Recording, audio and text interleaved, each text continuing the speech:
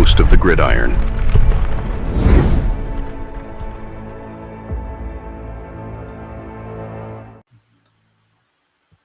This is the worst Giants team ever. There was an article here. I'll read. And the thing is that obviously it can't be. It may be kind of like in one way is because the 66 team only won one game. Now we won two. Okay. One of the things with the 66 team was not one of the problems they had. I mean, they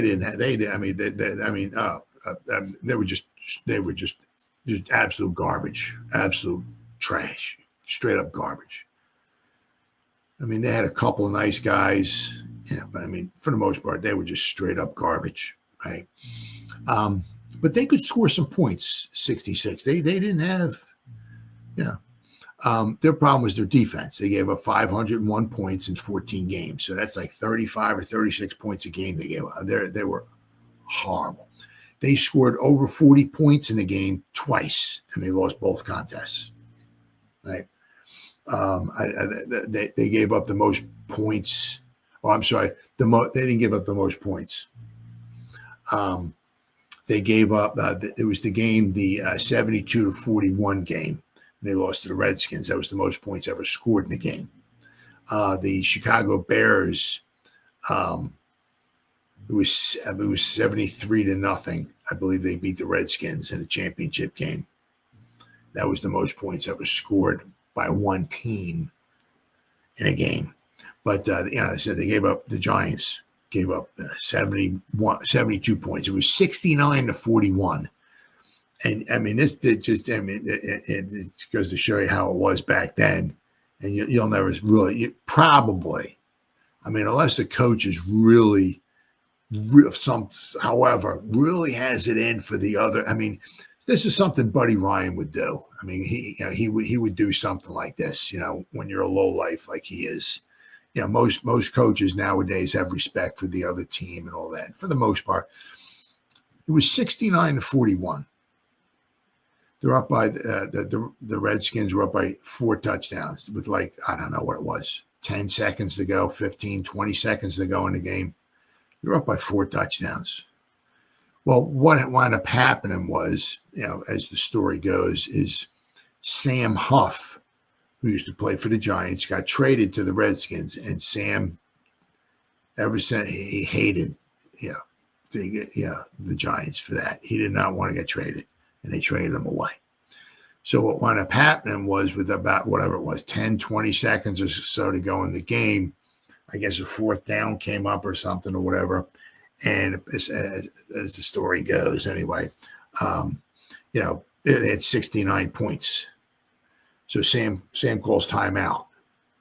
And somehow he called timeout, and I believe Otto Graham was the coach.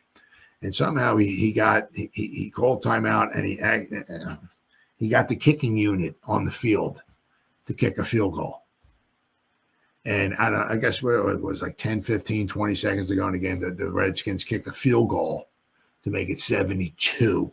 So they got over 70 points. So it's made it 72-41. I mean, you probably would never see that nowadays. I mean, if it's 69-41 with 20, 30, whatever it is, they're just taking a knee. You know what I'm saying? You're up by 4 touchdowns with 10, 20 seconds to go in the game. You're not having, but I mean, things like that kind of happened back then, but it's a little better nowadays, right? But I mean, the Giants defense was absolutely atrocious in 1961. This year obviously certainly isn't very good. We haven't won at home. I'm only averaging like 15 points a game. But the Giants, there have been years the Giants actually averaged less than. It was one of the years in the 70s averaged 12 points a game, right? They talk about how the Giants hadn't won a game at home yet this year. Well, in 1974, they didn't win a game at home. They played in the Yale Bowl. They played 7 games at home. They lost all 7 games at home. They won 2 games on the road, right? I remember one of them was they beat Kansas City 33-27 in Kansas City.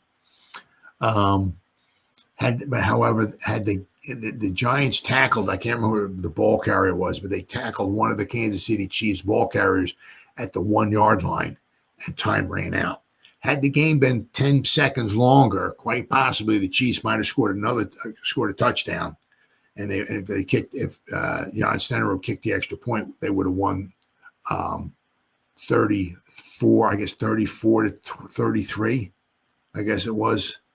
So the Giants might have only won one game. But they said they tackled the guy at the 1 yard line, winning 33 to 27, I think it was, or 32 to 27. And the clock ran out. So the Giants got their second victory. Trying to think of who else they beat in 74. Don't remember. Anyway, they only won 2 games in 74. I mean, they were absolutely horrible. Really, really horrible. There a couple of years that they won 2 games. 1964, they were horrible. They were 2-10-2. They were absolutely horrible. As I said, 1973, they were 2-11-1. They started the season off 1-0-1, and the remaining 12 games of the season, they wound up going 1-11. The one win out of the last 12 games was that they won a game. They beat the Cardinals at the Yale Bowl. Right, but other than that, they finished the season 1-11. They were 2-11. So the Giants had back-to-back 2-win seasons, 73 and 74. So I mean, with this season, I mean, you look at it too. A lot of it is like, I mean, obviously the Giants. We know. I mean, everybody keeps saying it's the quarterback, or I'm sorry, or it's like we got rid of Daniel Jones and we keep losing. Well, it's like, well, it couldn't have been Daniel Jones' fault because look what Tommy DeVito it, right? Well, the thing is that with the way Daniel Jones has been and the way he's going to be, and DeVito, we don't have a quarterback. We have maybe a backup, but we don't have.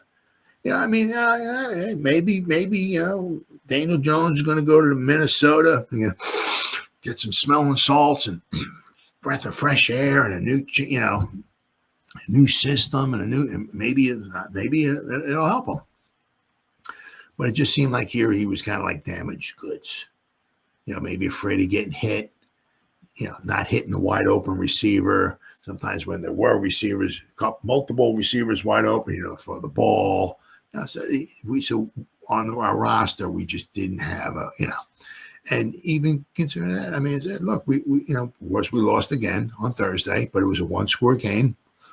Once again, I mean, the Cowboys were the better team. They outplayed us and they more yards and all that stuff and everything, right? But we had a third-string quarterback in there. One of I want to look at it. Some of the deciding points right there came right off of turnovers. The Giants didn't get any turnovers. The Cowboys did.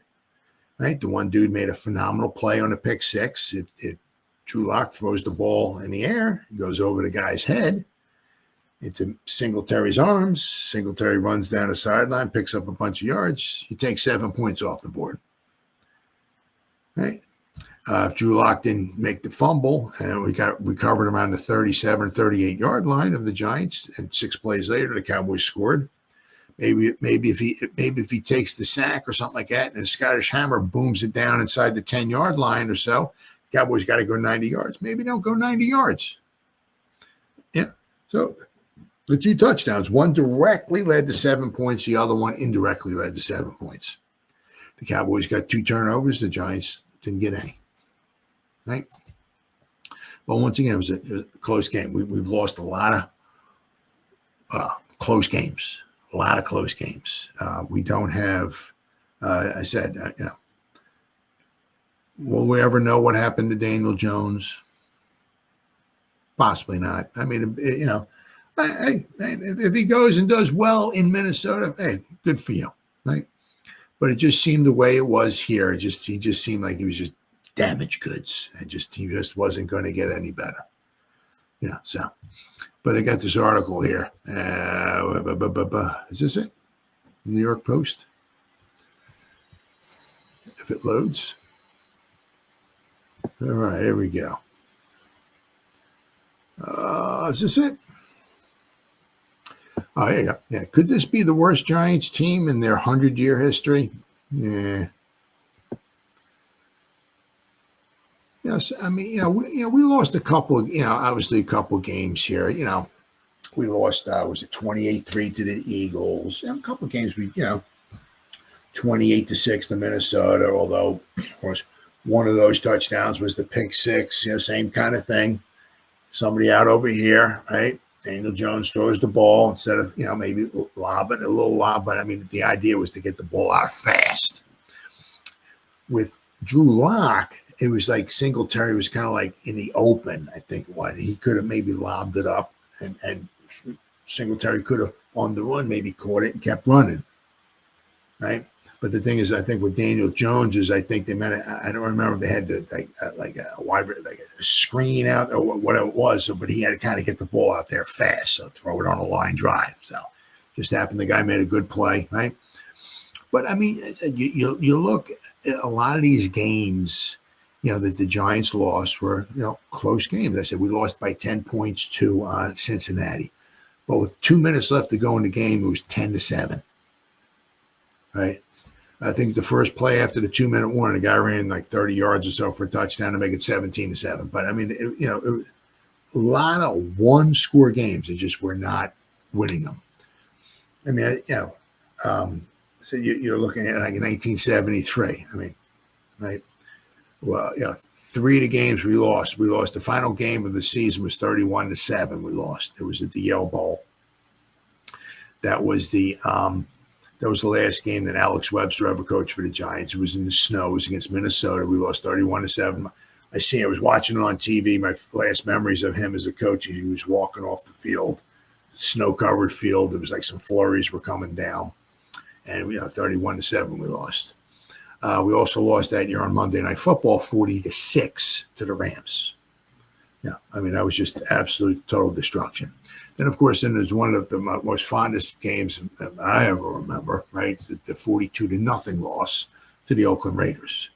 And in that game, I mean, that was just a total beatdown. So I mean, we lost like 3 games. It was almost kind of like last year. A few of the games we really got blown out in. A couple of the games we weren't even in.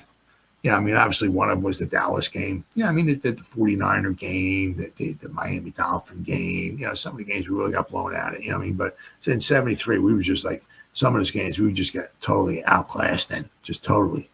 So, I mean, to say this is the worst team of all time, I don't. I really don't think so. I don't think so. Said the 100th season of the Giants was meant to celebrate the past, but might wind up making all the wrong kinds of history instead. Mixed in with the introduction of a century red uniform list, recognizing all-time great players and moments, a community caravan, a documentary of late pioneering team owner Wellington Mara, and well-received events that brought fans closer to their favorite Super Bowl winning legends has been so much losing that it begs an uncomfortable question. Is the 100 team in Giants history actually the worst team in the Giants history? Let's say the sad reality is that the 2024 team might not clear the lowest bar now that the Giants have lost 7 straight to fall 2-10. It calls to mind owner John Mara's words previewing the season. We're all excited about it, a little nervous because we want to make sure that the 100th season, you'd like it to be a successful one, Mara told Giants.com.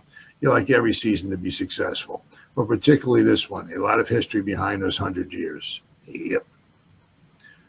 Unsuccessful would be an understatement. All the worst seasons in franchise history, the 501 points allowed by the 1966 team, the 8-game season-ending losing streak in 2003, the Bill Parcells, Phil Simms drama in 1983, to name a few, have new company. With their worst 16 or 17 game season record, losing the final 5 games as underdogs in each of would mean a 118 winning percentage. They're talking about this year. That would be the franchise's second worst, ahead of the 66 team. That team was 112-1. They finished with a winning record of 107, winning percentage of 107. And behind the other two outfits, two-win outfits. 1947, they won 2 games. 64, they were 10-2. And 73, they were 2-11-1. And 74, they were 2-12. But they had back-to-back 2-win seasons. What the heck was it? Between 73 and 74, actually, you can go 71 to 76. They had a 3-win season, a 4-win season, and 2 2-win seasons. Yeah, pretty bad. Winless. Also, the one thing here is also kind of a kicker here. Winless in the NFC East for the first time since permanently joining the division in 1970. The Giants have finished in last place 14 times, but never faced what would happen if they lose to the Eagles in Week 18 to go 0-6 against their 3 rivals. 0-6 in the division. The best hope of avoiding that dubious distinction might be if the Eagles already have clinched their playoff positioning and are resting their starters. So the Giants have never gone 0 and over in the NFC, in the NFC East, I guess. That's never happened. So let's see. With the fewest points scored in the NFL for the first time since 1953, when there were only 12 franchises starting 3 quarterbacks for the third time in the past 4 seasons. That's nobody's winning like that, right? Nobody's winning like that. Sorry. I mean, take Patrick Mahomes out of the lineup, right? 3 out of 4 years, past 4 years. Chiefs ain't winning the Super Bowl, right? They're lucky. I mean, they're good for them. They got the quarterback. Maybe might wind up being the greatest quarterback of all time, whatever. But once again, they're lucky, right? The Giants are averaging 15.3 points per game. It would be the 5th time in the past 8 years that the Giants have ranked bottom 3 in scoring. With the longest losing streak in franchise history, single season or otherwise, the current 7-game slide is tied for the 7th worst mark and is creeping up on the 3-time record of 9 in a row, which was held in 1976, from 2003 to 2004, and the 2019 team lost 9 in a row.